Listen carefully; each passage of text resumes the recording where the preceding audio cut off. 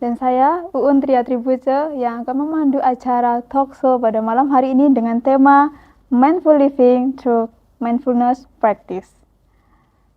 Bapak Ibu, hari ini perkembangan teknologi begitu pesatnya. Banyak hal terjadi karena perkembangan teknologi. Salah satunya adalah untuk memudahkan pekerjaan kita. Sebagaimana yang disampaikan oleh Bhante Santacito, bahwa melalui perkembangan teknologi, pekerjaan kita menjadi lebih mudah. Kalau dulu mungkin kita kemana-mana, bagi seorang akademisi, bagi seorang pelajar, dulu kita kemana-mana membawa buku yang mungkin agak berat ya. Tetapi dengan teknologi, semua bisa diubah menjadi e-book, dan kemanapun kita pergi, kita tidak perlu lagi membawa buku yang bisa dikatakan agak berat, tetapi cukup kita membawa iPad, atau mungkin membawa laptop. Dan itu sangat memudahkan. Itu dalam bidang pendidikan. Mungkin dalam bidang yang lain juga sama ya Bu. Jadi ada banyak hal sekali karena teknologi kita menjadi lebih ringan. Termasuk di dalamnya ada hiburan. Kalau mungkin di zaman dahulu ketika kita ingin nonton hiburan, pertunjukan, kita harus datang ke satu tempat beramai-ramai. Kalau dulu saya pernah mendengar istilah layar tancap, meskipun itu bukan di zaman saya, karena di zaman saya sudah tidak ada. Tetapi dengan adanya perkembangan teknologi, kita cukup duduk di rumah, memegang smartphone, dan kita tinggal scrolling. Tetapi, nah ini yang menjadi permasalahan. Seiring perkembangan teknologi, ternyata itu juga memberikan masalah-masalah yang lainnya. Bukan hanya masalah sosial, tetapi juga masalah mental. Ini yang menjadi masalah serius. Bahkan, menurut data yang dilansir oleh WHO, terdapat lebih dari 1 miliar orang itu mengidap penyakit atau mengidap gangguan yang mengarah kepada kesehatan mental. Sebenarnya ada apa dengan kita? Mengapa itu semua terjadi? Dan bagaimana cara mengatasinya? Oleh karena itu, pada malam hari ini telah hadir bersama kita 2 narasumber yang sangat luar biasa. 2 narasumber yang expert di bidang masing-masing. Oleh karena itu, mari kita sambut narasumber pertama kita, seorang psikolog, peneliti, dan juga seorang akademisi. Berikut untuk profil beliau. Inilah sosok inspiratif kita hari ini, Ibu Cleo Putri Al-Yusaini, SPSI, MPSI, PhD, seorang dosen, psikolog, sekaligus seorang peneliti.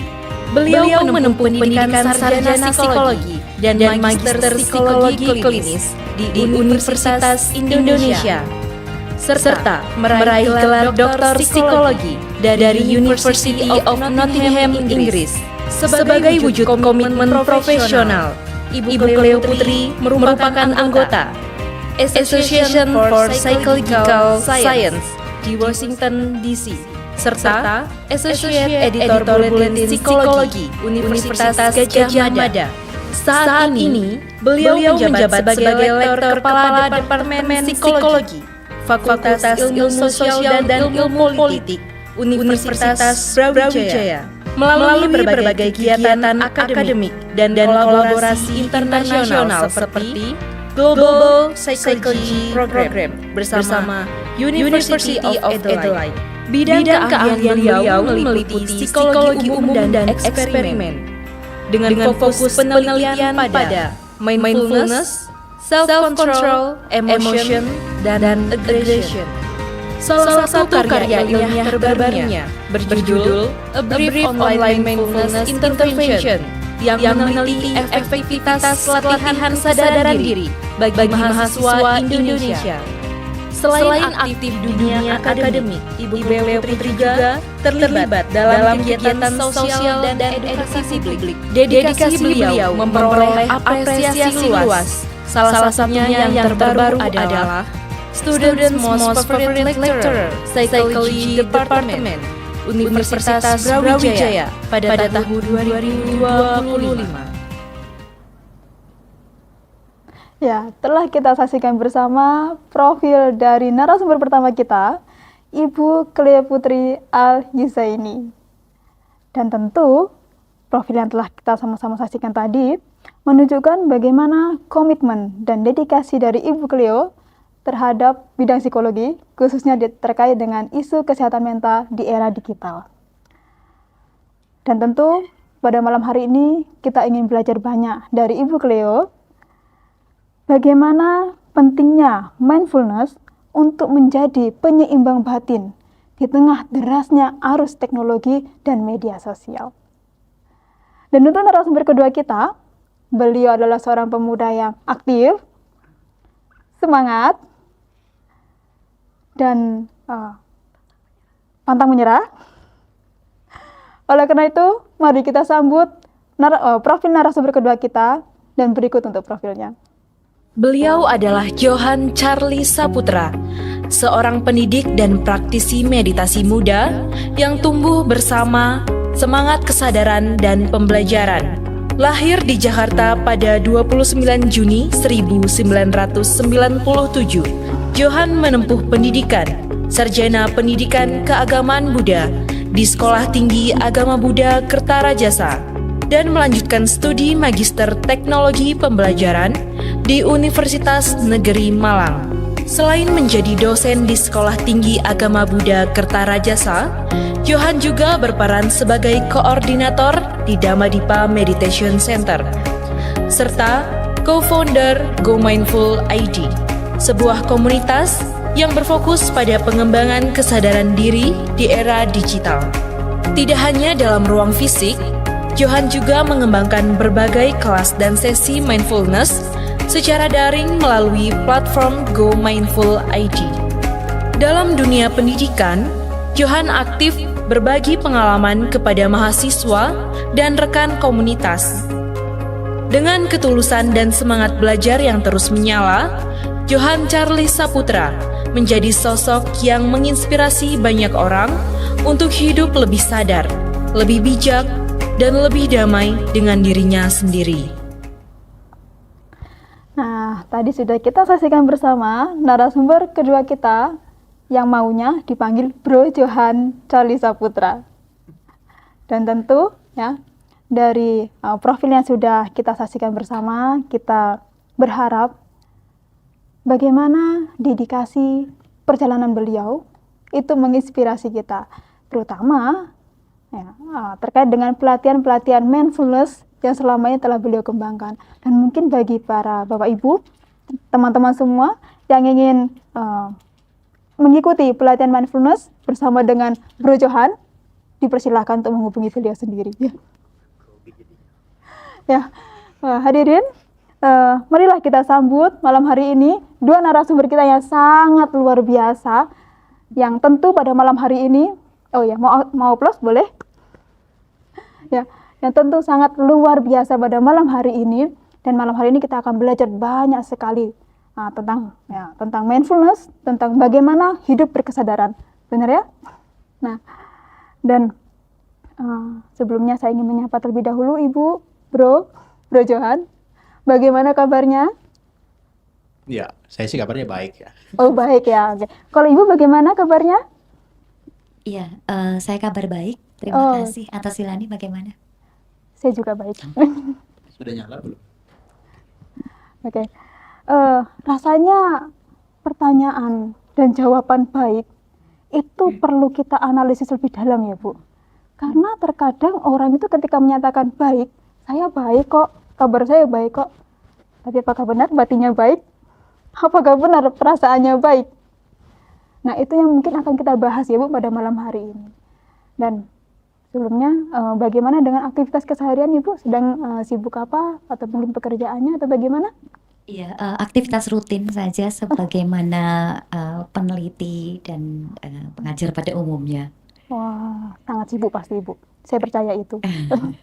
Bagaimana dengan Bro Johan?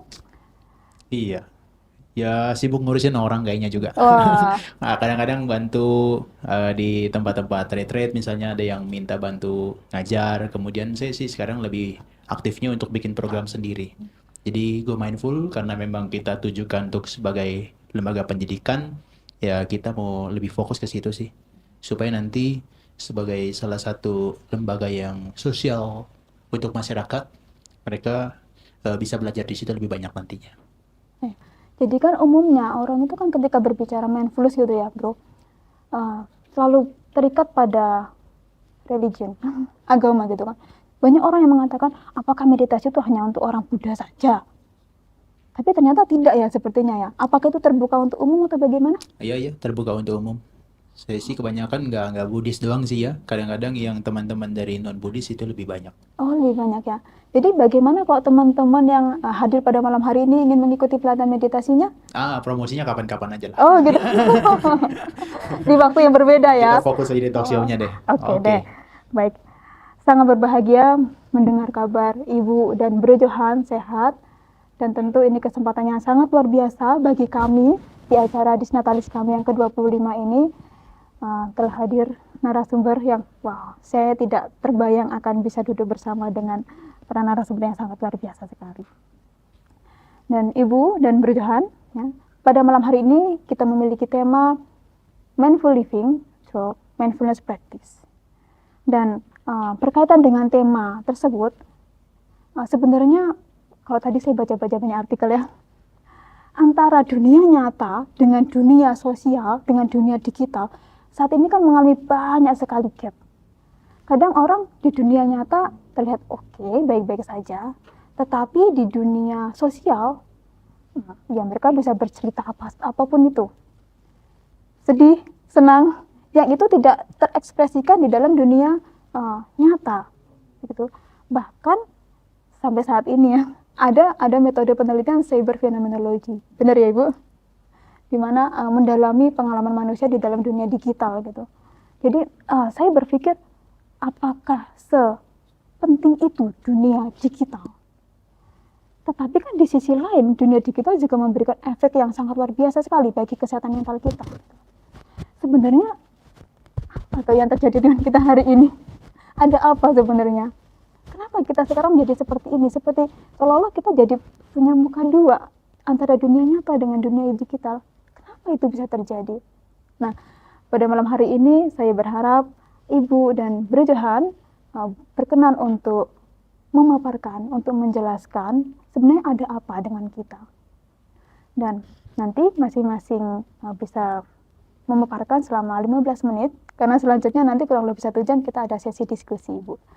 Dan kepada Bapak Ibu hadirin, baik yang berada di ruang Zoom atau YouTube streaming, bagi yang memiliki pertanyaan dan berkenan untuk bertanya, silakan untuk raise hand atau menuliskan pertanyaannya di kolom chat, baik itu chat di aplikasi YouTube atau di Zoom.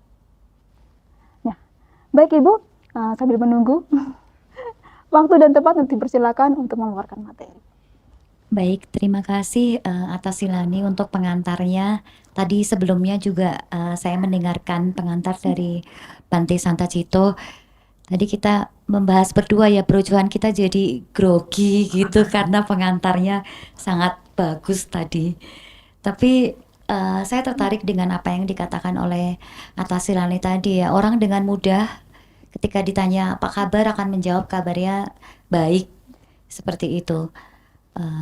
Sebenarnya itu satu-satunya kabar baik yang saya bawa malam ini sih, bahwa kabarnya baik gitu ya, karena apa yang akan saya bicarakan di dalam 15 menit ke depan ini adalah kondisi bahwa sebenarnya kondisi saat ini tuh sedang baik-baik saja. Nah, untuk materinya apakah bisa untuk ditampilkan dari teman-teman? Jadi tema next. Tema yang saya angkat hari ini sengaja memilih judul ini. Ini seperti judul lagu ya, mungkin teman-teman yang ada di sini. Jadi misery loves company. Artinya orang itu kalau kondisinya sedang tidak baik-baik saja, atau sedang sengsara, atau sedang nelangsa, itu biasanya dia akan ngajak-ngajak teman. Tapi sebaliknya kalau kondisinya lagi baik-baik aja, biasanya lupa dengan orang lain, hanya ingat dengan diri sendiri saja. Gitu. Nah, malam ini kita akan membahas tentang hal tersebut ditilik dari kondisi betapa dari pengalaman dan pengamatan saya sebagai peneliti, saya melihat bahwa saat ini kita sedang memasuki zaman yang rasanya itu menjadi lebih dangkal dibandingkan dengan sebelumnya. Kalau tadi sudah disampaikan pengantar bahwa saat ini itu teknologi berkembang dengan sangat pesat dan kehidupan kita menjadi lebih mudah, sebenarnya yang kemudian perlu untuk kita tanyakan juga, ada apa di balik kemudahan itu semua. Karena nggak mungkin kemudahan itu datang tanpa dibarengi dengan kesukaran. Tidak mungkin hanya plus-plus saja, pasti ada kemudian sisi resiko dan konsekuensinya seperti itu. Nah, start dari mana? Start dari hasil penelitian terbaru yang dilakukan di lintas negara yang menunjukkan bahwa saat ini kita memasuki era baru ya, Bapak, Ibu, dan teman-teman. Era baru yang dinamakan era yang muda yang nelangsa. Jadi pada masa lampau, kalau data historis itu menunjukkan yang namanya, kalau kita bikin parameter yang namanya kesengsaraan hidup gitu ya. Kesengsaraan hidup itu biasanya mencapai titik paling sengsara di usia 40 tahun. Mungkin atas Silani atau Bro Johan belum 40 atau teman-teman yang lain, tapi sebentar lagi berarti akan memasuki umur 40 tahun. Tapi kondisi saat ini berubah dengan sangat drastis. Kondisi saat ini menunjukkan bahwa yang namanya kesengsaraan hidup itu tidak lagi kemudian terjadi mencapai titik terendah di usia 40 dan kemudian menjadi berkurang seiring bertambahnya usia, tapi kesengsaraan hidup itu terjadi sejak usia 18 sampai dengan 24 tahun. Jadi di titik itu kalau di masa lampau itu masa saya ya, mungkin juga masanya Atta Silani, yang namanya masa muda itu adalah masa yang paling menyenangkan dalam kehidupan. Benar. Akan tetapi sekarang yang terjadi justru sebaliknya. Kesengsaraan yang namanya anak muda itu justru malah terjadi itu lebih awal gitu. Nah, penelitian yang saya tampilkan di sini itu penelitian yang dilakukan lintas negara. Ini kebetulan diagram yang ditunjukkan ada penelitian yang dilakukan di Inggris, karena saya mengambil PhD di bidang mindfulness itu di Inggris gitu ya. Dan di sini jelas terlihat ya, kalau dari garis warna oranye dan garis warna biru di grafik sebelah kiri menunjukkan bahwa yang namanya kesengsaraan itu terjadi pada kelompok usia yang saya sebutkan tadi itu gitu. Tapi tidak hanya di Inggris, tapi penelitian di banyak negara. Di artikel yang saya kutip ini ada 40 negara lebih. Ada juga artikel lain di sekitar 100 negara yang menunjukkan tren serupa. Nah, problemnya kemudian setelah masuk usia 18-24 paling sengsara, apakah kemudian akan jadi tidak sengsara setelah itu?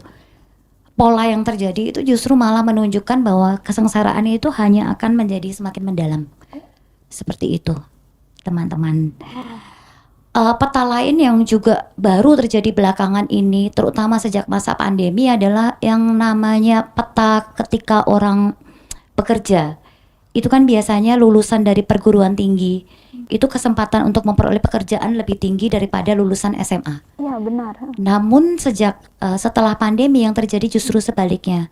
Serapan tenaga kerja itu justru malah lebih banyak yang bisa terserap secara proporsi dari lulusan SMA dibandingkan dari segi perguruan tinggi. Seperti itu. Kalau dilihat dari grafik yang coba saya kutip di sini, ini grafik yang terjadi di Amerika Serikat. Dilihat dari yang warna biru muda itu kelihatan sekali ya, setelah pandemi di sekitar tahun 2020-2021 yang warna biru muda yaitu lulusan fresh graduate gitu ya, yang menjadi pengangguran itu makin lama makin meningkat.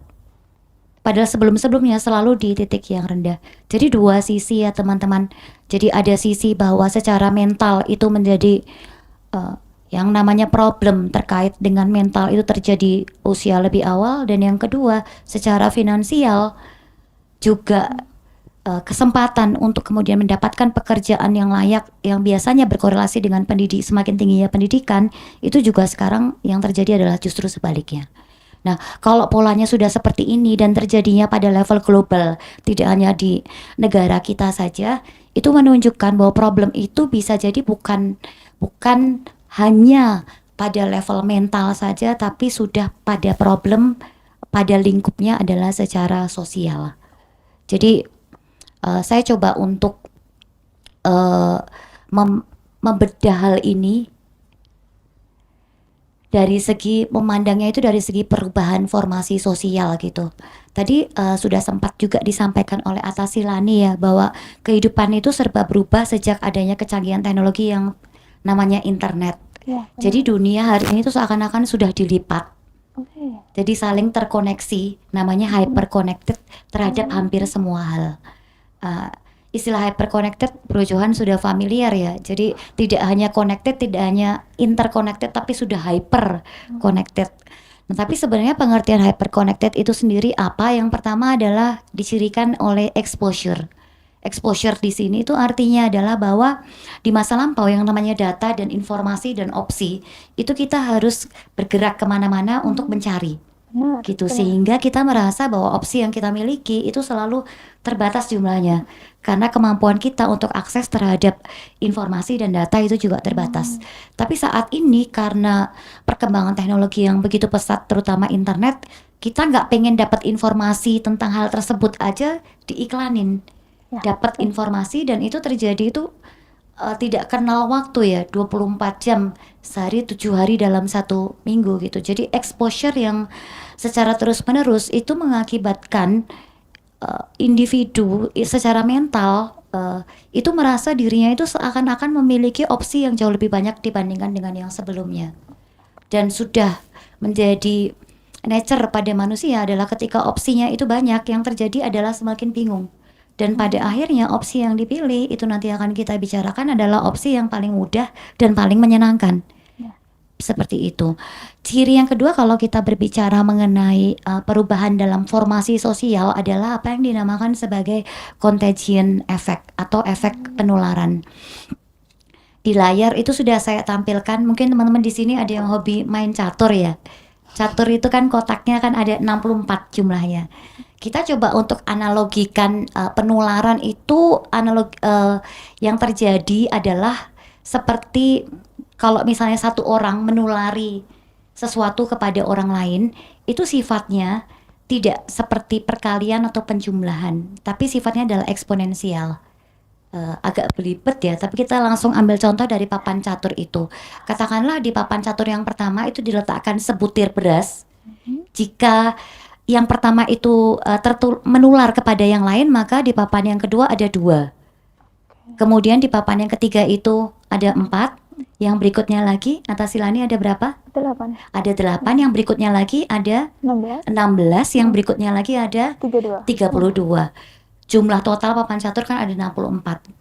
Coba tebak berapa jumlah butir beras yang ada di papan yang ke-64 tadi? Jumlahnya adalah sebagaimana yang tercantum di layar 18 gitu ya. Belakangnya ada 18 angka lagi gitu. Jadi kita coba supaya teman-teman di sini juga bisa membayangkan ya penularannya seperti apa. Dari satu butir beras sampai kemudian pada kotak yang ke-64 itu 18, kalau ada 18 angka lagi di belakangnya. Kalau misalnya 3 angka kan ribuan. Kalau misalnya 6 itu berarti juta. Kalau misalnya 9 berarti miliar. Kalau misalnya 12 berarti triliun. Kalau 15 artinya Apa? ribu triliun gitu ya. Kalau misalnya 18 berarti juta triliun jumlah beras. Jadi sama seperti kalau dibayangkan adalah lebih tinggi daripada gunung puncak Everest di Himalaya, atau jumlahnya juga sekitar 1000 kali dari produksi beras global di tahun dalam 1 tahun. Dari satu butir beras. Jika misalnya dibiarkan penularannya itu bisa menghasilkan ya itu lebih besar daripada puncak gunung Everest. Nah, analogi ini cocok ketika kemudian digunakan untuk kita membahas penularan dari pandemi pada saat virus COVID-19 gitu ya. Jadi dari satu orang terkena virus sampai kemudian sampai kepada kotak yang ke-64, angkanya segitu itu tadi gitu. Koefisien yang digunakan eksponensialnya adalah 2. Nah, pertanyaannya kemudian ketika ada satu berita di media sosial gitu ya, eksponensialnya ada berapa? Ada sekitar 7 sampai 8 kali. Jadi satu orang tidak menulari pada 2 yang sudah kita hitung tadi, tapi menulari kepada 7 sampai 8 orang yang lainnya. Dihitung saja sendiri ya. Di kotak yang ke-64 catur itu penularannya terjadi secara semasif apa. Itu yang disebut sebagai contagion effect kalau kita berbicara mengenai media sosial. Ini baru aplikasinya saja ya, belum bicara mengenai kontennya. Seperti itu. Nah, problemnya sekarang tadi analoginya adalah dengan virus COVID. Itu kan 2 ya koefisiennya ya. Ini 7 sampai 8 kalau menggunakan media sosial. Nah, apa kemudian konten yang paling dominan di media sosial? Konten yang paling dominan di media sosial adalah konten yang kemudian kita analogikan sebagai virus gitu ya, virus mental saya namakan seperti itu, yang berisi apa? Berisi pengetahuan palsu mengenai diri. Seperti itu. Dan istilah-istilah yang saya tampilkan di layar ini hanya sebagian aja dari istilah yang viral gitu ya di media sosial seperti Instagram, TikTok dan sebagainya gitu. Tapi saya coba berdasarkan penelitian yang saya lakukan gitu ya, mencoba untuk melakukan klasterisasi gitu atas Silani dan Bro Johan. Jadi klasterisasinya saya coba untuk bagi menjadi 2 klaster yang besar. Ada yang dinamakan sebagai self-entitlement, yang pada dasarnya adalah diri sendiri itu merasa bahwa dia itu jauh lebih hebat, lebih istimewa, lebih layak dibandingkan dengan orang lain. Dan apabila itu kemudian ternyata tidak bisa tercapai, muncul apa yang dinamakan sebagai self-pity atau mengasihani diri sendiri. Seperti itu. Nah, pengetahuan palsu mengenai diri inilah yang kemudian banyak beredar di media sosial gitu ya. Nanti kalau dari teman-teman bisa sharing gitu ya atas Silani terkait dengan ini gitu, apa saja konten-konten di media sosial yang kita coba yuk identifikasi bersama yang kemudian mengandung misalnya saja orang yang sebetulnya kemampuannya biasa-biasa aja, tapi kemudian dengan menggunakan beragam teknik ya yang namanya entah manifesting, sudah pernah dengar atau belum? Jadi itu manifesting itu pokoknya intinya itu seperti law of attraction gitu ya. Jadi kita membayangkan saja, tidak perlu melakukan apa-apa gitu udah bisa tercapai gitu loh. Apa yang kemudian kita inginkan. Ya, itu termasuk salah satu varian dari self entitlement. Belum lagi juga orang yang sebenarnya sebetulnya orang yang paling tidak mampu tapi justru yang ngomongnya paling banyak. Seperti itu yang terjadi yang kita lihat di sekitar kita. Itu yang dinamakan sebagai juga Dunning-Kruger effect dan sebagainya. Yang pada dasarnya di sini untuk menunjukkan bahwa dasar dari perasaan entitlement, rasa GR yang amat sangat luar biasa yang cenderung mengarah pada narsis gitu ya, seperti itu didasarkan pada kondisi mental yang tidak bisa tenang dan seimbang atau kondisi mental yang rewel seperti itu. Nah, di sisi lain juga pengetahuan palsu yang banyak sekali kemudian konten-konten yang beredar di media sosial itu terkait dengan validasi. Jadi saat sekarang ini itu tidak cukup hanya mencapai prestasi saja, tapi prestasi itu harus diakui, harus di-like, harus diviralkan, harus di-komen. Tanpa itu semua itu rasanya seperti kita merasa seperti tidak eksis atau tidak dihargai. Ada lagi juga kecenderungan untuk sedikit-sedikit memberikan label toksik gitu ya. Asal kita tidak nyaman terhadap sesuatu, kita bilang bahwa itu toxic productivity misalnya, atau toxic parent, toxic friend, toxic relationship dan sebagainya dan seterusnya.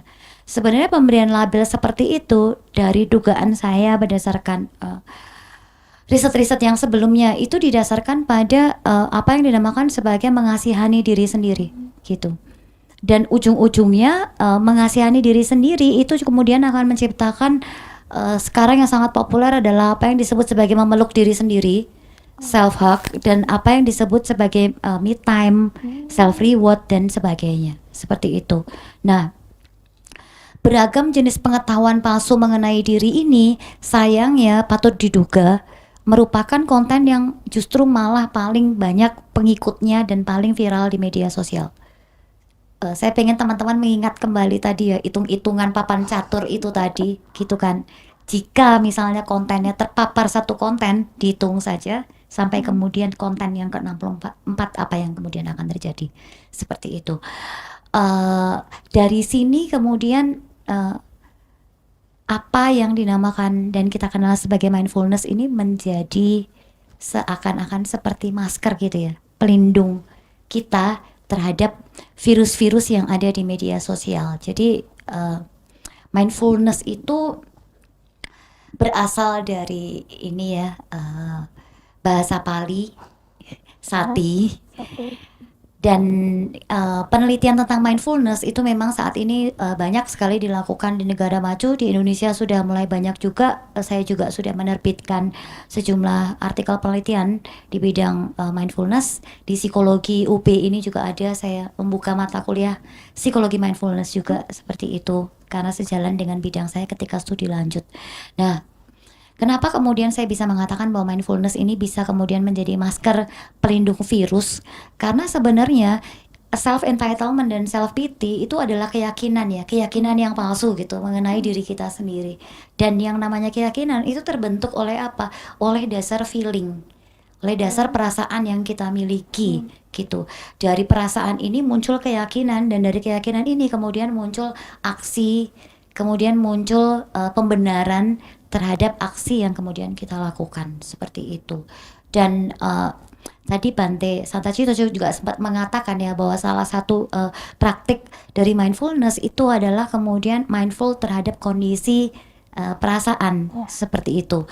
Nah, mindful terhadap kondisi perasaan itu artinya bagaimana, jadi kita pada saat berhadapan dengan konten di media sosial itu kita tidak melulu fokus dengan isi kontennya itu apa, tapi lebih kepada memperhatikan bagaimana reaksi kita terhadap konten yang muncul gitu.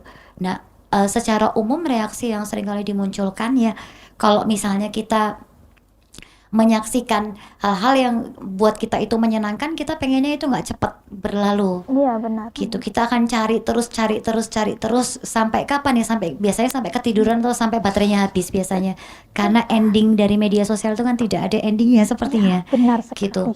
Sebaliknya yang kita lakukan juga kemudian adalah kita juga tidak ingin hal-hal atau stimulus-stimulus atau konten-konten yang tidak menyenangkan itu untuk berlama-lama kita saksikan seperti itu gitu. Dan di sisi lain juga reaksi yang kita tampilkan, kita seringkali juga skip konten ya, skip kalau nonton.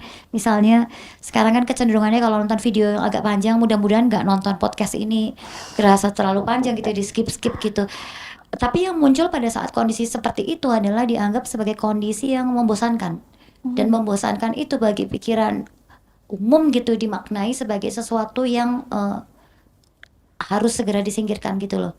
Padahal sebenarnya kalau kita berbicara mengenai tadi ya, kondisi perasaan yang menyenangkan, tidak menyenangkan, bosan itu sebetulnya ada di titik netral sebetulnya gitu.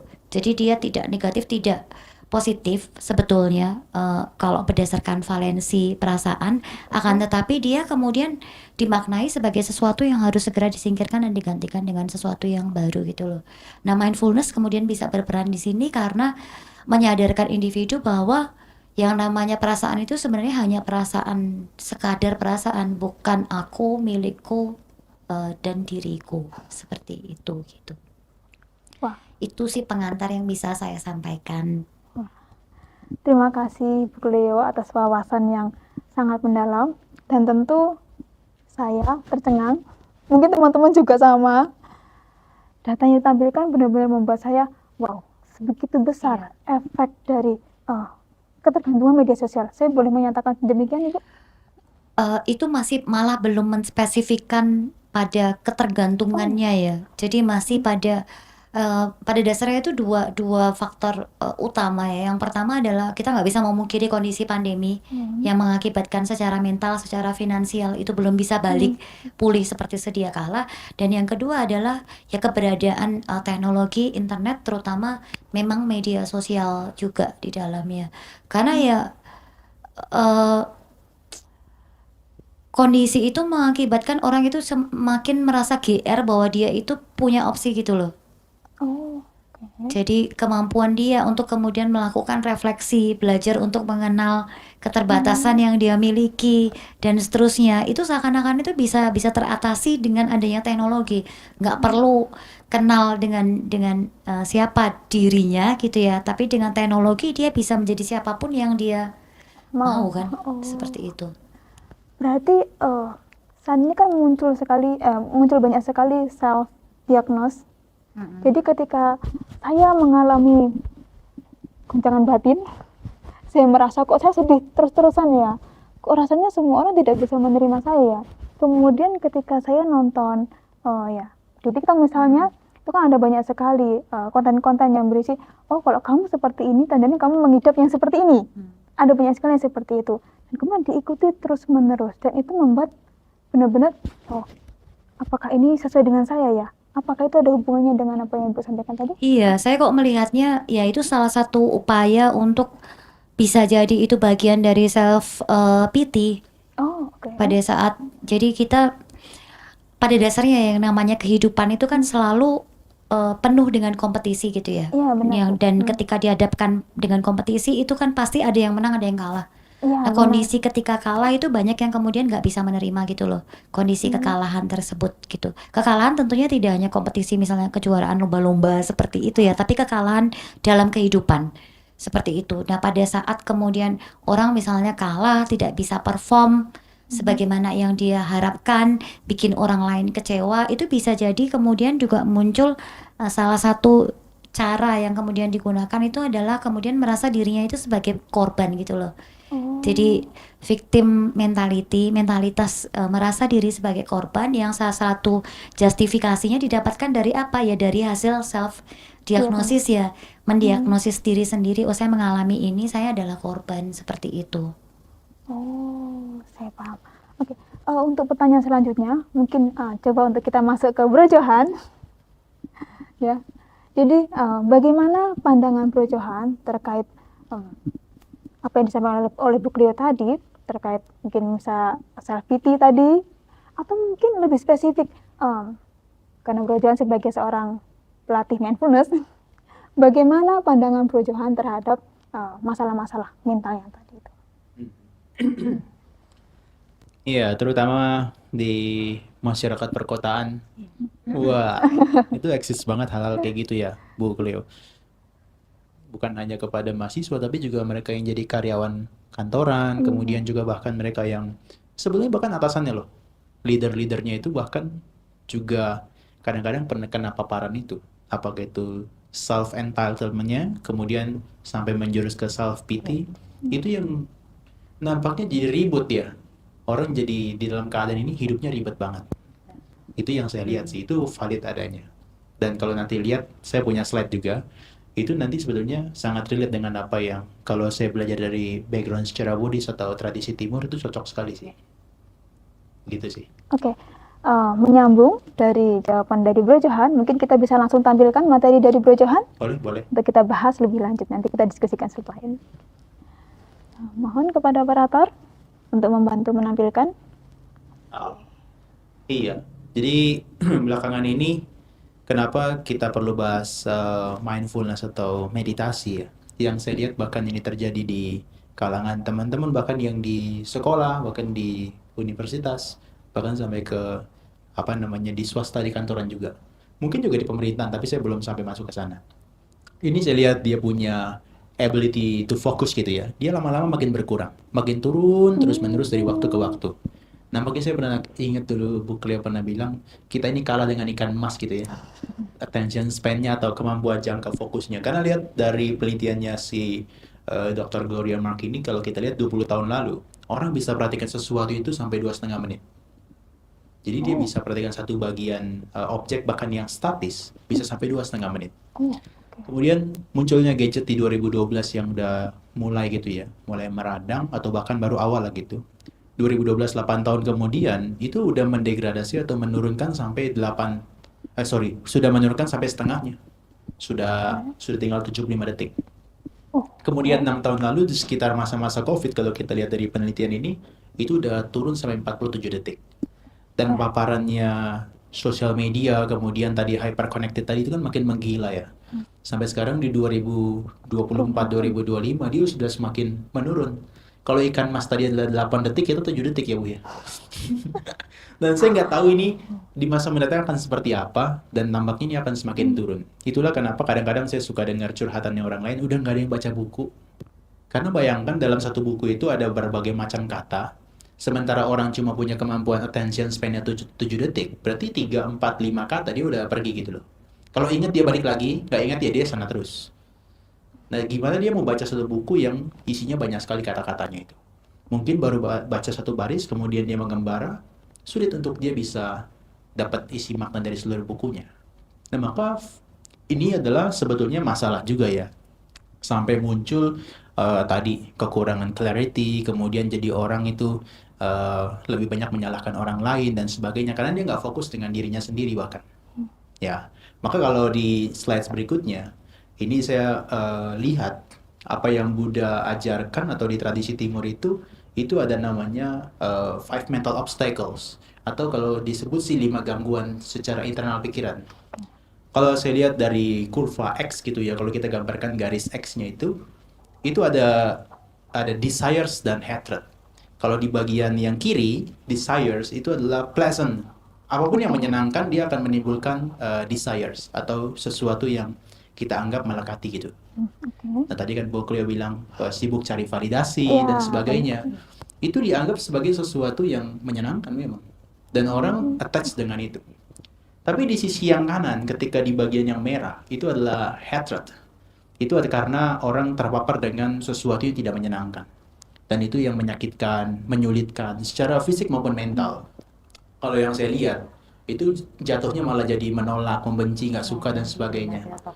Ya, jadi dikit-dikit toksik gitu ya Bu ya. Apakah mulai dari partnernya sampai ke keluarganya dibilang toksik gitu ya. Bahkan pekerjaannya.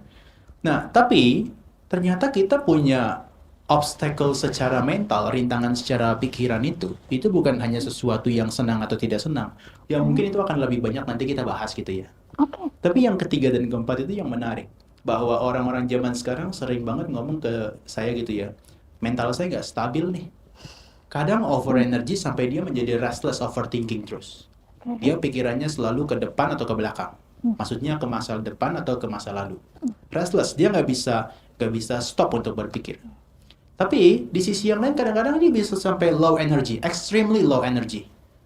Energinya atau dia punya sebuah gairahnya gitu ya sampai low sekali. Laziness. Maka sebetulnya kalau kita lihat dari sini, di sisi yang kiri dan kanan, sebetulnya nggak ada yang bagus. Hanya karena orang-orang mungkin lebih mempromosikan salah satu di antara mereka, itu yang lebih populer. Contoh, kalau orang merasa tidak nyaman, dia akan kejar sebanyak mungkin yang pleasant. Pleasant dikejar, terus misalnya lah, kita udah merasa, aduh belajar selama seminggu udah gila-gilaan untuk ujian. Setelah seminggu kemudian, ternyata partinya sampai 2 minggu. Dan itu dianggap adalah sesuatu yang tadi self-reward, kemudian me time yang secara extremely itu sebenarnya toxic. Nah sebetulnya, kalau kita lihat, dua-duanya kiri maupun kanan, terlalu banyak ke kiri atau ke kanan, dua-duanya nggak ada yang bagus. Kalau terlalu happy, terlalu yang menyenangkan bikin kita lupa. Kalau terlalu tidak menyenangkan, itu juga bikin kita menjadi lebih banyak tidak suka gitu ya. Tapi secara kenyataannya, kalau saya lihat, bukan berarti kita tuh lepas dari mereka semua. Kita tetap merasakan kadang-kadang ya yang senang, kadang merasakan yang tidak senang. Itu nggak bisa dihindari. Cuma mindfulness itu adalah menarik garis tengah di antara mereka. Kalau di antara 1 dan 2, 3 dan 4 itu ditarik garis tengah itu mindfulness. Jadi kalau kita sedang merasakan pleasant, extremely pleasant, kita upayakan gimana dengan berbagai cara, sedikit demi sedikit kita tarik supaya ke tengah. Dengan berbagai cara. Kemudian kalau dia unpleasant, tidak menyenangkan, kita tarik pelan-pelan untuk ke tengah lagi. Sehingga kalau saya bisa buat semacam satu statement atau kalimat gitu ya. Mindfulness itu bawa kita ke titik nol. Ke titik nol atau titik seimbang. Nah, semakin kita mindful, kita akan lebih banyak di tengah. Merasakan mereka, tapi kita lebih cepat balik ke tengah. Begitu juga dengan low energy dan over energy. Kalau mereka bisa di titik tengahkan, kita punya energi yang seimbang. Nah, kenapa mereka ini harus dibereskan berempat? Karena kalau nggak dibereskan, dia akan memunculkan yang kelima. Ketika 1-4 itu menjadi pengganggu kita untuk konsentrasi, bisa fokus lebih lama, maka orang akan kehilangan kejernihannya. Kehilangan kejernihan itu berarti dia kehilangan wisdom atau kebijaksanaan. Sehingga obatnya yang kelima itu nggak ada. Karena doubt, keraguan-raguan dan ketakutan itu obatnya cuma satu, wisdom atau knowledge. Begitu wisdom dan knowledge-nya nggak ada, maka dia akan kelima. Dan ini akan berputar seperti lingkaran setan. 1-5 ini. Nah, maka kalau ditanya gimana sih masyarakat yang sekarang itu bisa hidup secara lebih mindful, bisa menyeimbangkan di tengah-tengah meskipun kehidupannya cepat gitu ya. Dan kemudian distraksi media sosial sudah gila banget. Mungkin saya bisa jawab dengan satu slide di slide berikutnya. Kalau saya gambarkan ini ada dua mode daripada mindfulness. Ini kalau yang kiri dan kanan, itu biasanya saya bantu teman-teman untuk punya dua keterampilan ini. Kenapa harus dua? Karena kalau satu, dia tidak bisa digunakan setiap waktu, setiap saat. Contoh, ini yang pertama yang saya tekankan, itu adalah kalau kita berlatih daripada mindfulness dan meditasi itu ya. Itu kita akan lebih diawali dengan apapun yang bukan objek, itu diabaikan. Kalau dalam istilahnya psikologi modern atau psikologinya mindfulness, itu adalah fokus attention-nya tuh ditingkatkan ya. Itu di situ kita belajar mengabaikan. Jadi apapun yang bukan objek kita abaikan. Contoh saat ini kita kan lagi fokus ya di sini ya. Ya udah berarti kan ini kita yang ada di sini ini adalah objek kita dan seterusnya. Tapi kalau yang di luar daripada itu bukan objek kita belajar untuk abaikan aja. Tapi kalau kita selalu berkutat yang kiri, kita akan cenderung jadi orang yang egois. Maka kita harus belajar untuk jadi yang kanan juga. Karena kadang-kadang ada sesuatu yang muncul secara dominan dan dia dadakan. Ada sesuatu yang munculnya berkali-kali. Contohnya ya, kalau kita lihat, kalau dia munculnya terus-menerus, kita akan amati. Begitu dia amati, pertimbangannya adalah dua aspek. Kalau saya lihat sih dari sisi benefit dan timing. Dari sisi manfaat dan juga waktu. Kalau seandainya ada sesuatu yang muncul secara fisik maupun mental kita, dia not beneficial gitu ya, tidak bermanfaat dan gak sesuai waktunya, kita ignore aja, abaikan. Kemudian kalau memang itu bermanfaat dan juga memang belum sesuai waktunya di momen itu, kita tunda. Karena di meditasi itu ternyata yang muncul dalam mental kita tidak semuanya negatif. Ketika pikiran itu wandering, kadang-kadang misalnya kok kemarin saya punya masalah 2 hari nggak selesai, tiba-tiba pas meditasi bisa muncul solusinya ya. Itu kan nggak negatif ya. Tapi nggak semua itu harus dilakukan di momen itu. Sehingga kita tunda dulu, nanti setelah kita selesai meditasi, baru kita lakukan. Yang ketiga, kalau itu sangat bermanfaat dan mendesak sekali, maka dia nggak bisa ditunda. Harus dilakukan sekarang. Mungkin setelah saya kasih contohnya nanti berikutnya, saya ajarkan ini biasanya kalau kita latihan one day mindfulness. Biasa kita dari jam 8:30 sampai ke jam 4 sore, itu sampai jam 12 kita latihan yang kiri. Kalau yang kanan itu kita latihan dari jam 12 ketika udah mereka punya konsentrasi cukup, baru dia belajar untuk buka awareness mereka untuk amati apapun yang muncul. Nah kalau di dalam latihan yang 3 hari gitu ya, biasanya 1 hari pertama atau 1,5 hari pertama saya ajak mereka yang kiri, kemudian yang kanan nanti berikutnya. Nah kalau yang latihan kemarin saya ada pengalaman di Bali itu, ada 10 orang meditasi, orang-orang tua semua. Itu 7 hari ya, 7 hari 6 malam, 3 hari pertama saya latih yang kiri. Setelah 3 hari pertama punya yang kiri secara kuat ya, kemudian 3 hari berikutnya yang kanan. Dan mereka merasakan itu ada manfaatnya. Dan sebetulnya itu bisa diterapkan dalam kehidupan sehari-hari yang saat ini ada. Contoh ya, kita kan di sini ya. Meskipun saya saat ini udah janjian nih sama Atasilani, sama Bu Cleo, bahkan dengan Bante Santa. Saya akan stay ya sampai jam 9. Dan saya akan stay di sini terus untuk nanti tanya jawab dengan audiens dan sebagainya. Jadi apapun yang bukan urusan yang tadi akan saya abaikan. Tapi mohon maaf, tapi misalnya, seandainya, ini bukan beneran loh ya. Seandainya tiba-tiba saya kebelet kencing nih. Kebelet buang air kecil misalnya. Maka kalau dia hanya muncul sekali, saya akan abaikan dia. Karena untuk ke toilet sekarang itu masih belum bermanfaat. Dan waktunya belum pas. Nah tapi kalau dia udah muncul 5 menit kemudian saya tahan, kemudian 5 menit kemudian saya tahan, sampai di 5 menit kemudiannya lagi. Sementara waktunya masih 1,5 jam, itu udah nggak bisa ditahan, dan kalau ditahan masih pasti keluar. Itu kita akan lakukan yang mana? Yang biru. Karena dia sangat mendesak untuk dilakukan, bermanfaatnya itu dan waktunya juga. Maka dengan segala konsekuensinya, dengan segala penuh perhatian ya, kita aware dengan tubuh kita ya, kita harus ke toilet. Nah tapi mindfulness itu yang penting adalah ada di sebelah kiri yang biru. itu adalah kita berusaha sebanyak mungkin menunda Oke. terhadap yang menyenangkan dan yang tidak menyenangkan, sebanyak mungkin kita tunda meskipun dia bermanfaat. Nah, teman-teman yang di zaman sekarang perlu punya dua keterampilan ini, mengabaikan dan juga mengamati, supaya tahu kira-kira yang saya lakukan ini benar-benar butuh nggak ya, benar-benar mendesak nggak ya. Kadang-kadang ada orang yang sampai kena ADHD itu karena tidak punya kemampuan mengabaikan. Semua mau dikerjakan, tapi karena dikerjakan semua dalam waktu yang sama, semuanya nggak selesai. Maka kita perlu belajar dua keterampilan ini. Saya pikir pengantarnya itu deh. Oke. Terima kasih. Terima kasih kepada Bro Johan dan Ibu Cleo atas penjelasannya tadi. Dan ini tentu sangat menarik sekali, Ibu. Benar-benar ilmu yang baru bagi saya. Terutama karena memang kajian saya sosiologi dan hari ini kita membahas tentang psikologi. Ini benar-benar sesuatu yang wow, sedalam itu ya ternyata. Dan ternyata manfaat dari mindfulness benar-benar dia seperti pengontrol ya bagi kita, landasan bagi kita begitu ya. Jadi ketika kita mau bergerak, ketika kita memiliki mindfulness, kita bisa memiliki pertimbangan yang lebih baik. Jadi saya tertarik sekali dengan yang dikatakan oleh Bro Johan tadi ya di slide-nya tadi itu. Ini boleh kan ya? Boleh, silakan. Atas Silani ini kita. Kita rileks. Iya, jadi tadi yang dikatakan terkait dengan ini ya, zaman dulu itu kan selalu ada tips dan trik cara untuk menetapkan skala prioritas. Tapi itu nasihat yang so yesterday gitu. Itu nasihat zaman dulu ketika pilihan dan opsi belum sebanyak sekarang. Ketika sekarang opsi jumlahnya tidak terbatas gitu ya rasanya. Yang paling penting adalah bukan menetapkan skala prioritas karena semua itu rasanya prioritas gitu loh. Seperti itu. Tapi justru menetapkan mana yang tidak dan belum prioritas. Seperti itu. Gitu. Jadi untuk tidak dalam rangka tergesa-gesa, terburu-buru, mental yang selalu rewel banget seperti itu ya. Mana yang belum prioritas itu seperti yang dikatakan oleh Bro Johan tadi gitu.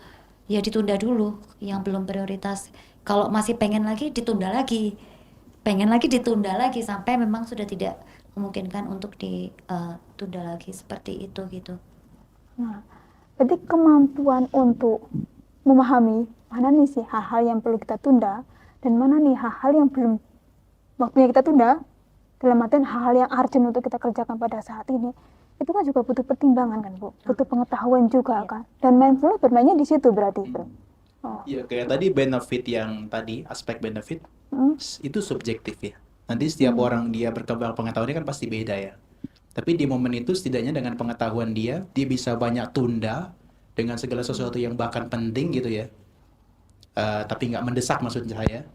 Itu dia akan lebih bisa adaptasi lah dengan kondisi apapun. Dia nggak akan lari ke kondisi yang desires atau hatred tadi, atau bahkan ke laziness atau ke restlessness. Tapi problemnya adalah orang tuh seringkali menunda atau memutuskan untuk segera melakukan sesuatu itu bukan berdasarkan pada mana yang memang belum penting, mana yang penting gitu ya, tapi simply berdasarkan perasaannya dia aja. Jadi selalu yang bermain adalah feelings gitu ya. Kalau sesuatu itu tidak dia sukai, ditunda aja kayak gitu. Alasannya ini belum penting kok, bisa nanti. Padahal sebenarnya simply karena dia tidak suka dengan sesuatu itu. Tapi di sisi sebaliknya, kalau dia sudah suka dengan sesuatu, mau sebenarnya setidak penting apapun akan dianggap ini penting loh, prioritas loh, harus segera selesaikan atau dikejar sekarang. Jadi memang manusia itu saya selalu menganalogikan sebagai mesin emosional yang kebetulan bisa berpikir gitu loh. Jadi selalu yang datang pertimbangannya duluan itu adalah perasaan gitu loh. Atas Silani sangat butuh latihan seperti yang Atas Silani lakukan secara sangat disiplin gitu ya, untuk kemudian selalu ingat untuk tidak kemudian terus-menerus memajukan atau mengutamakan perasaan seperti itu. Dan ini saya pikir ini dampaknya kepada kalau misalnya kita punya keinginan dan kita punya pertimbangan yang lemah, kemampuan untuk mempertimbangkan sesuatu secara lemah, akibatnya adalah ketika saya tidak bisa mencapai apa yang saya inginkan, itu dianggapnya sebagai sesuatu yang toksik. Ya. Jadi, oh, kenapa saya tidak bisa ke situ? Oh, ini bukan salah saya dong. Mungkin lingkungannya aja yang nggak cocok dengan saya. Dan kemudian kita mendiagnosis bahwa oh, enggak kok, orang lain kok yang salah. Orang lain kok yang kemudian mungkin dia nggak suka dengan saya. Oh, ini adalah lingkungan yang sangat toksik sekali. Saya nggak cocok berada di sini. Mungkin seperti itu ya dalam pertimbangan saya. Iya, cocok sih. Iya, self pity kan, mengasihani diri sendiri gitu loh. Karena ya itulah apa, tadi saya juga tertarik sempat bicara juga soal apa, berbeda gitu ya kondisinya kalau misalnya di kota besar, terus kemudian di Indonesia, di negara-negara barat itu kan sebenarnya sangat berbeda gitu loh sebetulnya dari segi misalnya bicara mengenai diri sendiri. Itu kan orang dengan latar belakang budaya timur itu kan diri sendiri itu tidak pernah bisa terlepaskan dari relasi dia dengan orang lain yang dekat dengan dia. Sementara kalau di dunia barat itu kan memang self, diri itu memang dirayakan, independensi itu sesuatu yang kemudian digaungkan. Nah, problemnya kemudian ketika itu mendapatkan exposure yang seperti itu, self love, self hug, self affirmation, validation dan sebagainya, itu kan konsep-konsep yang sebetulnya berasal dari dunia barat gitu loh. Ketika kemudian itu diterapkan di timur, itu menimbulkan kebingungan sekali bagi masyarakat kita yang dasarnya nenek moyangnya itu adalah masyarakat agraris seperti itu. Iya, sangat setuju sekali Ibu. Jadi pemahaman terkait penghargaan terhadap diri dalam artian seperti ini. Ketika saya mencoba untuk mengajukan diri, ini adalah hak saya, ini adalah saya, memberikan reward kepada diri saya sendiri.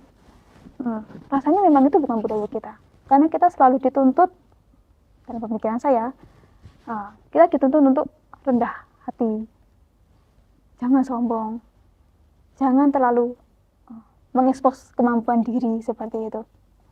Dan kemampuan untuk kemudian memberikan reward itu kan hasil konstruksi masyarakat ya Bu. Saya berpikir Ini demikian. sosiologi banget ya ini pembahasannya sesuai dengan ini Atasilani Saya ini jadi sedang menarik ke sosiologi ya. menulis disertasi. Oke. Tapi kan gini ya, yang nanti Bro mungkin bisa menambahkan juga yang saya pertanyakan itu kenapa sih kok harus, apa sih pentingnya memberikan reward untuk diri sendiri gitu loh? Maksudnya pentingnya apa gitu loh sebenarnya? Kalau misalnya kita berusaha kemudian kita berhasil, ya udah, keberhasilan itu kan konsekuensi buah dari usaha yang kita lakukan, ya sudah kayak gitu. Karena ketika orang memberikan reward kepada diri sendiri, nanti akan muncul konsekuensi, dia juga akan ada kecenderungan untuk memberikan punishment kepada diri sendiri ketika dia gagal seperti itu. Benar-benar. Bagaimana Bro Johan mau memberikan respon? Cukup lah, saya pikir. Iya, mungkin apa self reward gitu mungkin. Maksudnya saya sih melihatnya seperti itu ya, tapi nggak tahu mungkin dari generasi teman-teman yang ada di sini, yang generasi yang muda yang sengsara ya di kelompok usia tersebut gitu. Apakah memang perlu gitu loh reward itu kan seperti kayak ngasih gula-gula untuk diri sendiri gitu loh, ngasih permen untuk diri sendiri seperti itu. Karena kondisi flat itu kan membosankan ya. Iya. Tadi kan saya kan gambarkan pleasant and unpleasant ya. Tapi yang tengah-tengahnya kan yang natural. Iya. Kalau tadi saya lihat gambarnya Bu Cleo tadi yang hijau merah, hijau kuning dan merah ya kalau nggak salah. Itu yang paling sulit justru adalah melihat yang tengah-tengah netral, itu. Iya, betul. Karena yang di tengah-tengah itu, saya udah lakukan segila mungkin dengan segala macam prestasi saya, kok cuma flat aja ya, nggak ada yang merayakan. Dan akhirnya merayakan sendiri sih. Dan memang yang membosankan apa yang flat itu nggak membosankan, nggak bisa kita bertahan di situ loh lama. Tapi dengan mindfulness sebetulnya kita latihan. Justru yang bagian itu yang paling penting untuk diperhatikan juga. Karena kalau misalnya itu nggak diperhatikan, dia memunculkan lagi yang kiri atau yang kanan tuh. Ya, dalam riset-riset yang dilakukan di bidang kesehatan mental itu juga banyak sekali berbicara mengenai kondisi yang dianggap sebagai problem ketika mengalami kondisi yang tidak menyenangkan gitu loh. Tapi jarang sekali dilihat sebagai problem ketika seseorang itu terpaku, attach gitu ya terhadap kondisi yang menyenangkan. kayak gitu.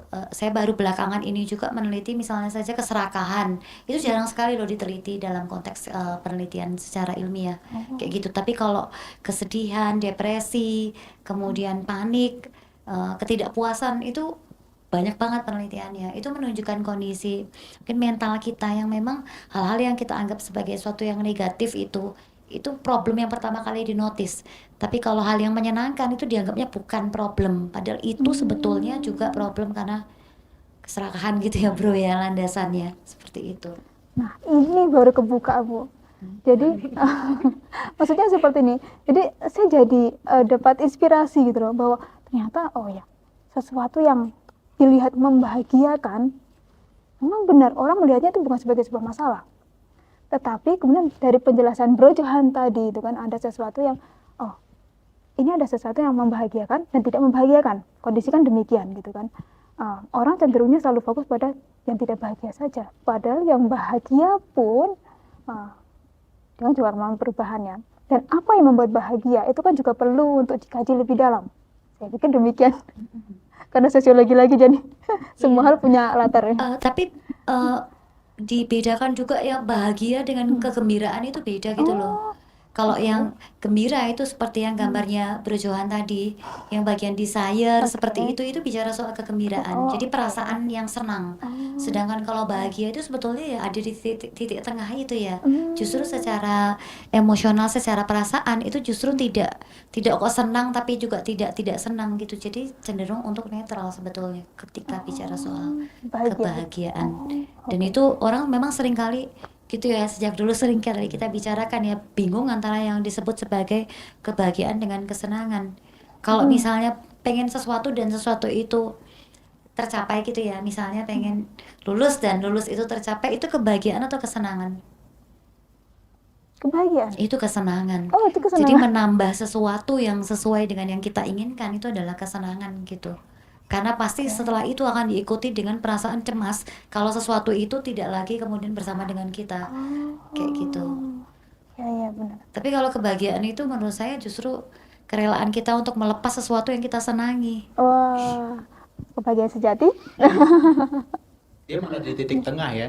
Dia bisa balancekan di nol terus ya, malah itu bahagia ya. Yang orang kira, ngapain sih boring banget malah di titik nol Nah terus. itu konten medsos yang seperti itu mungkin nggak ini ya Bro Johan ya, nggak akan viral, nggak akan banyak juga kemudian yang komen dan followersnya mungkin. Ya gue mindful nggak laku makanya. Iya. Nah, tadi kan kita membahas secara substantifnya ya, isinya. Saya ingin bertanya kepada Bro Johan.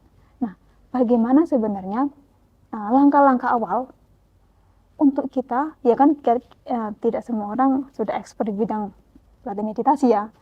Banyak juga yang mungkin baru belajar begitu.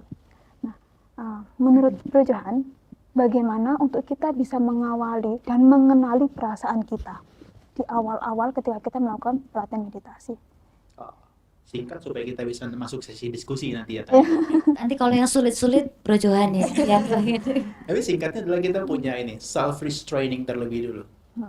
Karena orang nggak akan pernah bisa amati dia punya internal kalau self restraining secara fisikal dan verbal itu nggak dilakukan, ya kan? Kenapa? Karena kadang-kadang untuk memahami perasaan kita itu kadang-kadang kita butuh ketenangan untuk objektif ya. Nah kalau mulut dan juga badannya itu restless, ketenangan nggak muncul, clarity-nya kurang, dan dia nggak punya wisdom, maka nanti perhatian terhadap perasaannya tuh jadi nggak objektif. Maka langkah pertamanya punya dulu deh self restraining terhadap dua hal itu. Singkatnya gitu deh. Begitu ya. Dan bagaimana teman-teman? Apakah sudah jelas dengan langkah-langkah ini? Karena ini juga banyak ditanyakan. Jadi ketika saya mencoba untuk berkumpul dengan teman-teman gitu kan, sekali lagi karena kami orang sosiologi sekali gitu. Jadi sebenarnya yang inginnya tuh jelas, tahapannya tuh jelas, kelihatan jelas gitu loh. Ketika saya ingin belajar meditasi, ya untuk mencapai apapun itu, maksudnya dalam artian ketenangan gitu kan, sehingga ketika saya belajar tuh inginnya juga tenang gitu kan. Ketika menggunakan medsos pun juga menjadi lebih bijak, itu hal apa sih yang harus saya lakukan gitu loh. Itu yang selalu ditanyakan oleh teman-teman. Maka tadi saya tanyakan kepada Bro Johan, karena menyampaikan pertanyaan dari teman-teman yang saya belum bisa menjawab. Gitu. Ibu dan Bro Johan, sebenarnya ada banyak hal yang ingin saya tanyakan pada malam hari ini. Tetapi rasanya akan tidak adil kalau hanya saya yang bertanya. Sehingga kita juga perlu memberikan kesempatan kepada teman-teman, baik itu yang di Zoom atau di YouTube streaming, mungkin memiliki pertanyaan. Jadi silakan untuk raise hand atau menyampaikan di kolom chat.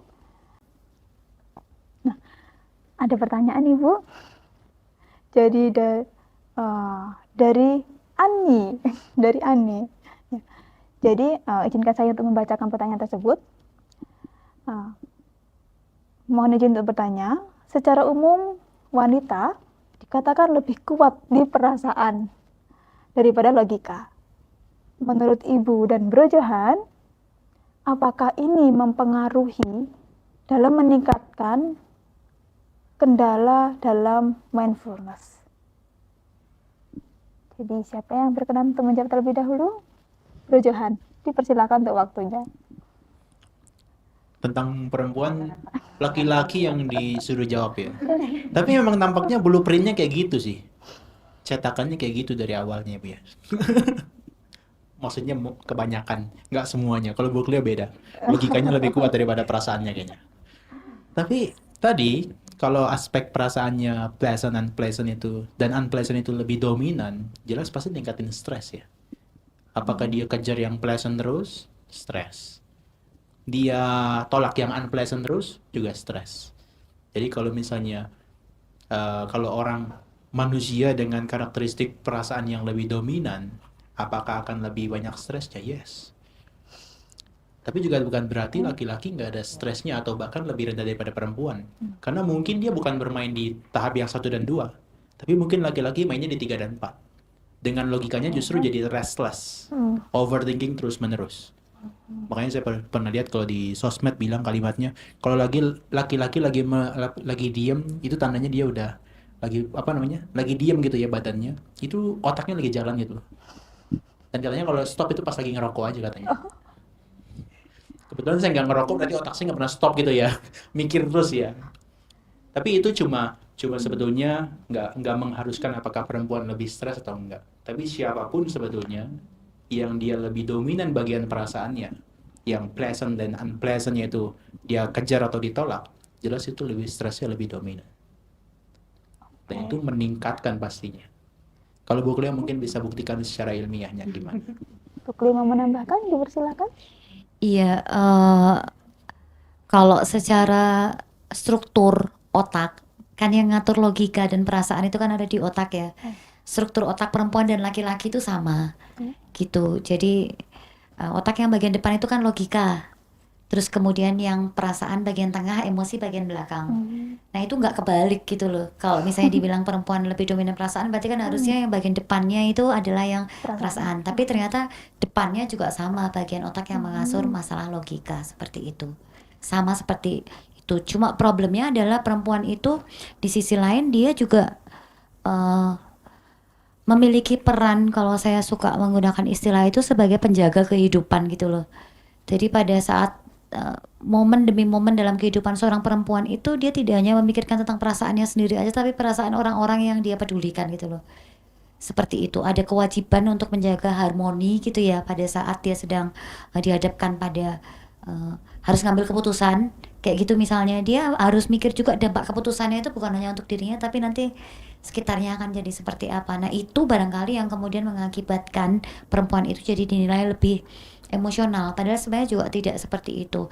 Cuman memang gini, data dari segi kesehatan mental, dari level tingkat depresi, lalu kemudian juga beragam jenis gangguan mental yang lain, itu memang perempuan itu prevalensinya selalu lebih besar dibandingkan dengan laki-laki. Hampir banyak sekali gitu ya gangguan-gangguan mental yang perempuan itu juga memang prevalensinya menjadi lebih besar ya. Padahal sebenarnya secara struktur otak itu sama antara perempuan dan laki-laki. Jadi fungsi dia untuk menjaga sebagai penjaga kehidupan itu loh yang kemudian mengakibatkan lebih rentan seperti itu. Tapi ada satu, saya tambahin dikit ya. Silakan. Tapi kalau itu mungkin bisa didukung dengan salah satu referensi di Buddhis gitu ya. Karena ada 3 waktu, pagi, siang, sampai sore gitu ya, dan malam. Jadi perempuan punya kecenderungan kalau pagi lebih dominan isa atau iri hatinya. siang sampai sore lebih dominan daripada laki-laki berkaitan dengan kekikirannya. Yang malam itu dia lebih dominan bagian keserakahannya. Mungkin itu jadi pendukung ya Bu ya. Tapi bukan berarti saya mempojokkan perempuan lebih stres, enggak. Tapi itu adalah bukti bahwa tadi yang Bu Cleo bilang, yang tadi prevalensi lebih besar, itu juga sebetulnya Buddha udah pernah lihat. Oke. Iya, memang kalau dari segi tingkat stres juga termasuk ya tingkat depresi tadi saya sudah sebutkan, kecemasan itu memang dari tahun ke tahun itu prevalensi perempuan memang lebih rentan dibandingkan dengan laki-laki seperti itu. Tapi menarik ketika berbicara dengan perempuan nih Bu. Terutama dalam kita budaya Jawa itu kan ada istilah perempuan konco wingking ya. Artinya seorang perempuan tuh harus bisa handle semua hal. Itu bukan hanya soal perasaan, memikirkan perasaan keluarga saya bagaimana, anak saya bagaimana, suami saya dan bagaimana dan lain sebagainya. Tetapi juga dia juga membantu pekerjaan, misalnya ada juga bekerja, di mana dalam bekerja itu kan logika yang digunakan, berpikir gitu kan, kira-kira saya mau bekerja apa ya. Jadi dalam hal ini saya melihat kok rasanya antara perasaan dengan logika itu harusnya berjalan secara seimbang, bukan hanya perasaan saja yang dominan gitu. Iya, mestinya kita harus terus-menerus melatih agar bisa berpikir logis ya. Tapi nyatanya karena otak kita ini bagian belakangnya itu justru adalah emosi gitu ya. Artinya yang namanya emosi, perasaan itu selalu mendahului logika gitu loh. Yang ada kita memutuskan sesuatu terus kemudian kita cocok-cocokkan. Kita cari alasannya agar tampak logis. Padahal sebenarnya keputusan yang kita ambil itu landasannya adalah perasaan, dan ini berlaku untuk perempuan maupun laki-laki gitu ya. Kenapa kok milih saya sama si X gitu ya? Oh karena dia tuh baik, setia dan sebagainya. Padahal sebenarnya alasan itu baru muncul belakangan. Awalnya ya simply karena suka aja. Habis itu baru kemudian oh setia ya, baik ya, seperti itu.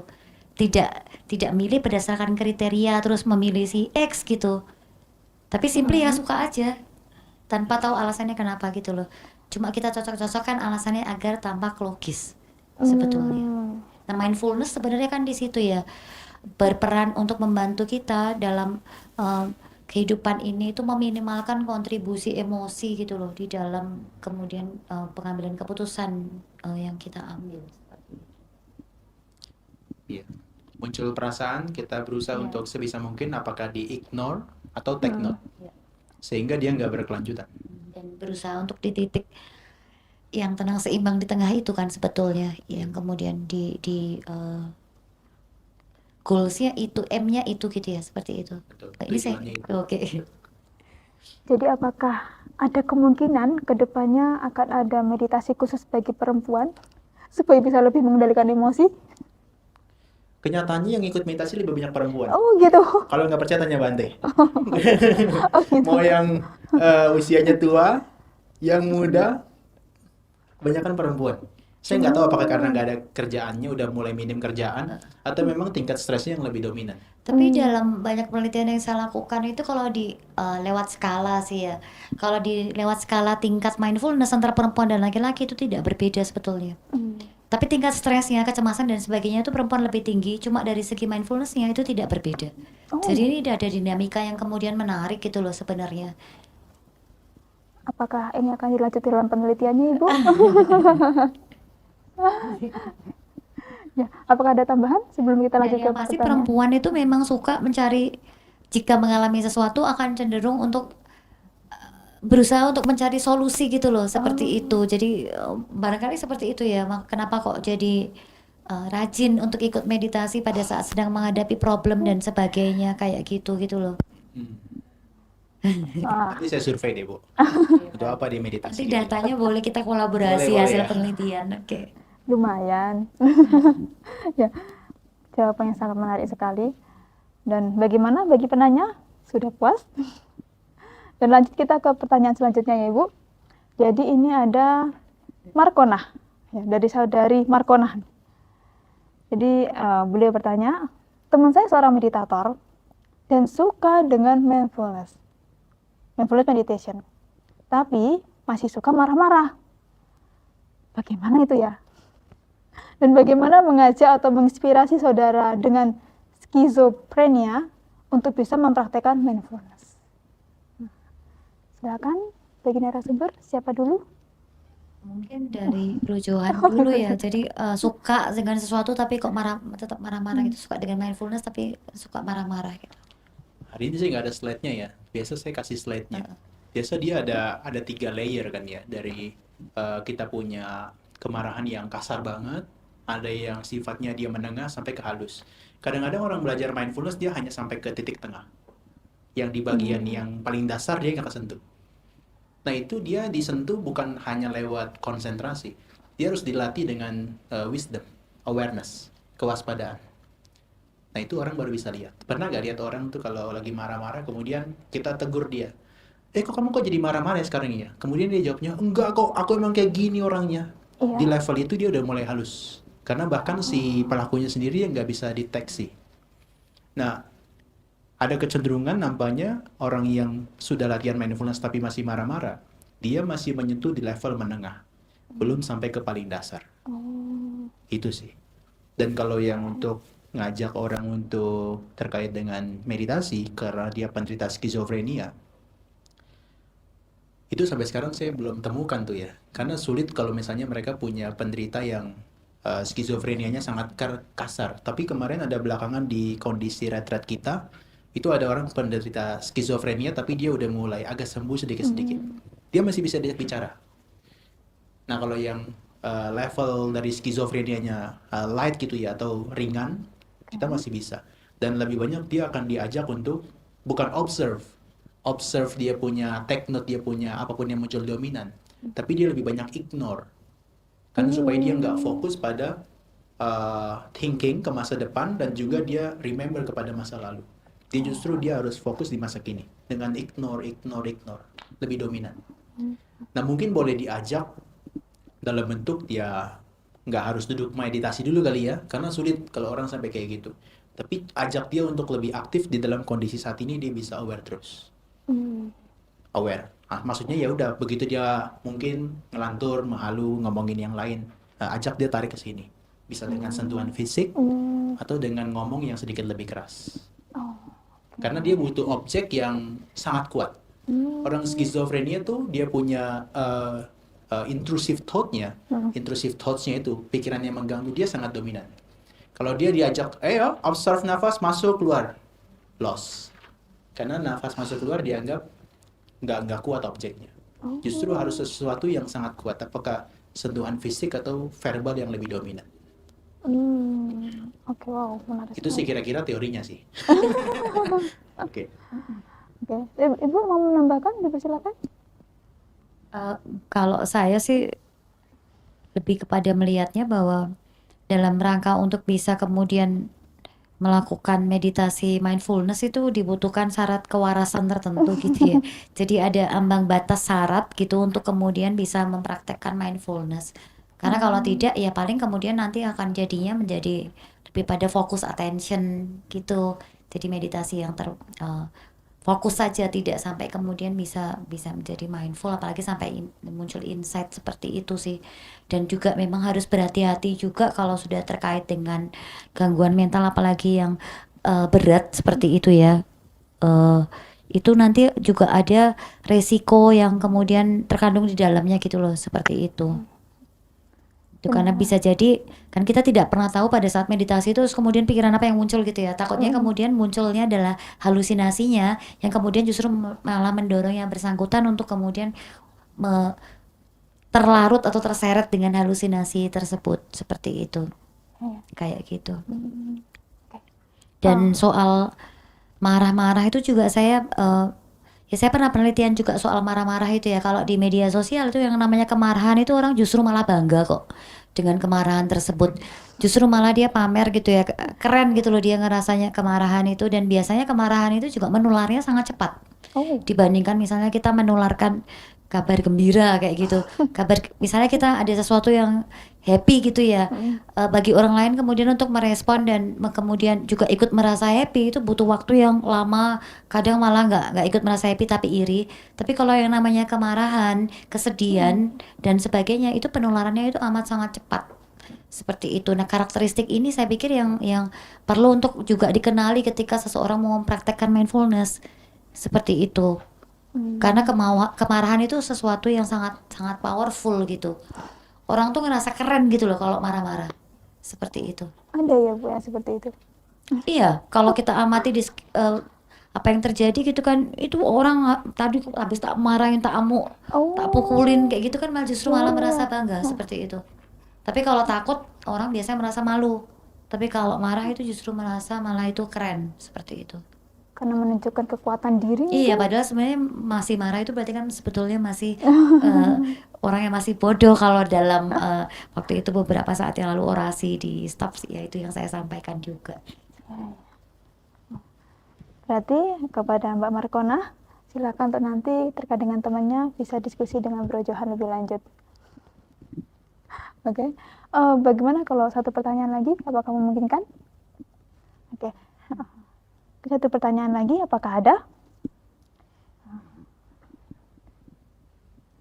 Atau sudah cukup? Oh, ada pertanyaan lagi dari Ganda Gede. Oh, oke. Tentang praktik mindfulness. Nah, praktik mindfulness salah satunya dengan mengamati perasaan sebagai bukan saya, bukan milikku. Tadi yang disampaikan oleh Bu Cleo. Dan konsep ini ada di Buddhis karena ajarannya demikian. Lantas bagaimana dengan praktek ini untuk orang dengan keyakinan yang berbeda? Jadi, sekarang kepada Bro Johan untuk menjawab. Kalau saya suka aspeknya bukan milikku ini untuk mengamati perasaan bagi orang yang non-Buddhis, mungkin kita boleh jelaskannya pakai konteks uncontrollable. Uncontrollable. Jadi kalau misalnya mereka bahkan yang beda keyakinan, ya mungkin kita nggak akan bilang, oh itu anatta. No. Kita bilang, kita punya feelings. Itu adalah begitu mereka muncul, bahkan ketika mereka tidak kita minta untuk muncul, dia muncul sendiri. Itu adalah bentuk uncontrollable. Sesuatu yang di luar dari kuasa kita, itu menunjukkan kita nggak punya kendali atas mereka gitu loh. Mungkin di tahap itu mereka akan terima. Untuk menjelaskan konteks bahwa perasaan yang kita amati, apakah dalam kehidupan sehari-hari, atau dalam bahkan kehidupan meditatif, begitu mereka muncul kan mereka muncul sendirinya kadang-kadang. Ada trigger misalnya yang memunculkan perasaan senang, atau trigger yang memunculkan perasaan tidak senang. Atau bahkan seakan-akan gak ada triggernya pun, kita nggak aware gitu ya, unconscious. Itu juga kita menunjukkan bahwa, oh berarti ini uncontrollable. Kalau saya lebih suka kepada yang non-Buddhis, mungkin kita ngomongin di sisi itu kali ya. Kalau sisi yang anatta yang satu aspek lagi, oh karena kan kita hidup ini bukan hanya perasaan, ada juga yang lain-lain. Dan mereka berkelompok, bergerombolan baru disebut sebagai yang solid. Tapi kalau dipecah-pecah, itu menjadi sesuatu yang particular, itu baru disebut anatta. Mungkin itu lebih sulit dibandingkan konteks yang uncontrollable. Iya. Benar. Bagi teman-teman yang mungkin berbeda keyakinan gitu, ketika menjelaskan dalam bentuk anatta, ketika dalam praktek meditasinya itu tidak lagi fokus pada objek, nanti malah memikirkan tadi konsepnya apa ya isinya ya, penjelasannya apa ya, mungkin nanti arahnya malah akan ke situ, bukan kepada objek meditasinya. Bagaimana pandangan? Oke lah, saya skip jawab yang itu. Bukan lewat yang jawab. Sebenarnya kan ini secara saintifik aja ya, bahwa kita belajar untuk mengenali bagaimana respon kita terhadap hal yang kita sukai dan hal yang nggak kita sukai gitu loh. Seperti itu. Sebenarnya kan prinsipnya itu ya, terlepas dari keyakinan yang kemudian dimiliki seperti itu ya. Karena yang namanya keyakinan itu pun kan itu kan belief ya. Belief itu kan juga tidak terlepas dari perasaan sebenarnya. Jadi kan kita bisa punya belief tertentu ya karena kita suka dengan sesuatu itu. Kayak begitu. Jadi seringkali kalau anak muda kan ngomongnya gini ya, ini gua banget nih, ini sangat aku gitu kan. This is the best version of me gitu, versi terbaik dari diriku. Sebenarnya juga bukan karena versi terbaik atau karena ini aku banget, tapi simply karena lagi-lagi feeling sukanya itu. Begitu dia tidak suka terhadap sesuatu bagian dari dirinya, dia nggak akan kemudian mengidentifikasi itu sebagai ini aku, milikku. Padahal sebenarnya bisa jadi itu malah miliknya dia kayak gitu, tapi dianggap bukan. Bisa terpahami ya. Jadi dia tuh selalu mencoba untuk terus-menerus menggenggam gitu ya, merengkuh hal-hal yang disukai dan dianggap sebagai bagian dari dirinya. Sebaliknya pada saat dia sudah mulai tidak suka atau bosan dengan sesuatu itu, wah ini sudah bukan bagian dariku gitu loh. Padahal sebenarnya mungkin masih bagian dari dirinya seperti itu. Lagi-lagi kan main di perasaan. Nah, pengenalan terhadap ini saya pikir value yang kemudian kalau value dalam artian valuable gitu ya, sangat sangat bermanfaat jika dipahami oleh siapapun seperti itu. Ya, terima kasih kepada Bu Cleo dan Bro Johan. Oh, masih ada satu pertanyaan lagi. Mungkin ini pertanyaan terakhir, bagaimana? Apakah masih berkenan? Tambah lagi juga berkenan. Oh gitu. Tapi sayangnya waktunya agak terbatas. Gitu. Oh, ini ada pertanyaan dari Bapak Suwono. Nah, beliau menyampaikan, saya tertarik dengan istilah memilah yang bukan prioritas. Karena terlalu banyaknya hal yang prioritas. Bagaimana peran mindfulness dalam menentukan pilihan dari yang prioritas dan tidak prioritas? Sehingga yang kita pilih menjadi fokus untuk dikerjakan. Terima kasih. Ini pertanyaan untuk siapa? Iya, Atau Bu Cleo? mungkin untuk Bro Johan dulu, baru nanti Bu Cleo. Iya. Tadi kan saya ada sobat bilang bahwa yang bermanfaat pun gitu ya, kalau dia tidak timely, dia harus ditunda. Yang bermanfaat sekalipun gitu ya. Tadi kan saya cerita bahwa, ini saya udah 2 hari mikirin masalah ini nggak selesai-selesai nih. Begitu duduk meditasi, kemudian muncul solusinya gitu kan ya. Tapi kita harus tahu, kalau misalnya kita dari awal sudah bertekad, oke 30 menit saya duduk. Tapi ternyata solusinya keluar ketika 5 menit baru duduk, kita harus tunda. Selama itu tidak mendesak. Sekalipun itu baik. Jadi mungkin kita akan bilang, oke, karena dia bermanfaat dan ini adalah nanti bisa saya selesaikan, maka saya tunda sampai 30 menit selesai. Kenapa dia harus ditunda? Apapun kalau dia bergerak, itu menimbulkan sesuatu yang tenang itu hilang. Itu konsekuensi. Sehingga meskipun itu bermanfaat, kita harus pikirkan juga konsekuensinya. Oke? Dengan kita mungkin 5 menit baru tenang nih, kita bisa pertahankan ketenangannya sampai 25 menit lagi. Tapi hanya karena kita bergerak secara mental sampai bahkan ke fisik, maka itu menimbulkan kita jadi nggak tenang lagi. Sehingga meskipun dia baik, kita hold, dia tahan dulu. Nah, gimana cara kita bisa tahu tadi? Manfaat dan juga timingnya itu dipertimbangkan secara matang. Dan apakah berkenan jika saya menambahkan konsistensi kita pada tujuan? Itu sulit juga ya dijelaskan ya. Oh, gitu ya. Atau Bu Cleo mau menambahkan, dipersilakan. Pada prinsipnya saya sih berpikirnya landasan utama yang digunakan itu kalau secara bicara soal mindfulness itu kan, mindfulness dalam ini tuh kan adalah secara filosofisnya adalah mengenali realitas apa adanya gitu ya. Tapi kalau secara praktiknya, secara praktisnya atau secara skoliumnya gitu ya, secara teknis itu adalah via negativa. Jadi apa yang tidak dilakukan, apa yang harus kita tinggalkan, apa yang tidak prioritas. Jadi bicaranya itu justru yang tidak gitu loh. Bukan apa yang harus kita lakukan seperti itu. Dan apa yang kemudian tidak kita lakukan, apa yang tidak prioritas itu adalah hal-hal yang kemudian mengandung resiko. Resiko apa? Membahayakan diri sendiri dan orang lain seperti itu. Begitu sudah membahayakan diri sendiri dan orang lain itu berarti tidak prioritas. Paham. Jadi kalau bermanfaat untuk diri sendiri mungkin ya ketika orang sudah suka dengan sesuatu itu memang secara alamiah dia akan menganggap sesuatu itu bermanfaat soalnya. Jadi feeling yang positif terhadap sesuatu itu akan kemudian menghasilkan nilai manfaat yang besar. Tapi kalau dia nggak suka dengan sesuatu itu akan dianggap tidak bermanfaat, terlepas dari ukuran kebermanfaatan subjektifnya gitu, objektifnya gitu loh. Yes. Setuju. Kalau mungkin contoh kontekstualnya gini ya, kalau kita lagi meditasi nih, oke, kita lagi meditasi, kita udah diberikan peraturan, oke, kita noble silence semuanya, oke, tapi di satu momen pembimbing misalnya bilang, nanti kalau kita ada waktu untuk diskusi dhamma, ngomongin sesuatu yang bermanfaat, kita boleh lakukan. Tapi kemudian muncul dari pemikiran orang-orang yang praktek. Wah, ini kan ngomongin Dharma, Iya. jadi boleh dong. Akhirnya karena dia nggak bisa hold, nggak bisa tahan, diajak ngobrol satu persatu. Kemudian ketika ditegur dengan dalih, ini bermanfaat loh, karena ngomonginnya Dharma. Iya. Tapi di dalam spektrum yang tadi kita jelaskan, no, kita harus hold sebanyak Iya. mungkin. Atau tinggalkan yang tidak prioritas. Iya. Sehingga tidak mengganggu diri sendiri dan orang lain. Saya setuju. Hmm. Dan itu objektif. Bukan Betul, bermanfaatan yang itu subjektif. iya betul, itu objektif karena memang eh, kata kuncinya itu adalah feelings ya, perasaan. Begitu kita sudah suka dengan sesuatu, kita akan menganggap sesuatu itu bermanfaat dan resikonya itu kecil. Kalau kita sudah suka dengan sesuatu apapun itu.